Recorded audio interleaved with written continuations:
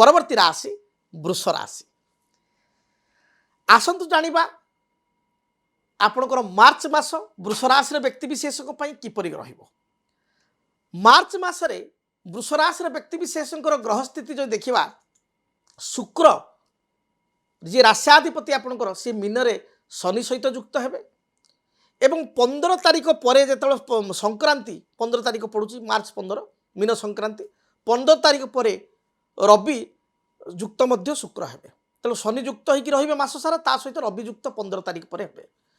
देखंतु राश्याधिपति उच्चस्थ हो लाभ स्थान को जीवा द्वारा मु कहबी वृष राशि व्यक्ति विशेष आर्थिक स्थिति सुधार आसो अटकी रही धन प्राप्ति करेंगे। व्यवसाय जदि किसी मांदावस्था चली थाए ताले व्यवसाय रे पूर्णांग स्थिति आसीबो। अधा अधूरा कार्य को वृष राशि व्यक्ति विशेष यही मार्च मासरे संपूर्ण करि परिबे। संपूर्ण मार्च मासटी आपण पई लाभदायक रहिबो। मात्र स्वास्थ्य प्रति टिके जत्नवान हेबे।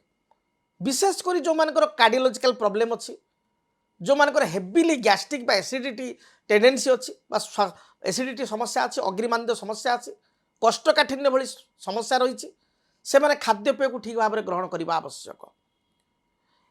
एवं आपणकर दूरयात्रा जोग रही आप वृष राशि होते निश्चय दूरयात्रा करेंगे।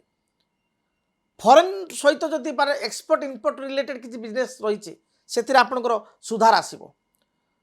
आपणकर जदि सौंदर्यकरण द्रव्यर किसी व्यवसाय करुँच आपणकर ब्यूटी पार्लर अच्छी बा कौन सी टेक्सटाइल्स बा कपड़ा रिलेटेड व्यवसाय अच्छी लुगापटा दुकान अच्छी आपणकर इमिटेशन किसी दुकान अच्छी आपणकर फूल फ्लावर डेकोरेटिव किसी व्यवसाय करुँच बा आपण जड़े आर्किटेक्ट इंटीरियर डिजाइनर बा आपण जड़े बढ़ई बा मिस्त्री इंटीरियर काम करुँच आपण ए मासटी बहुत भल बीतब।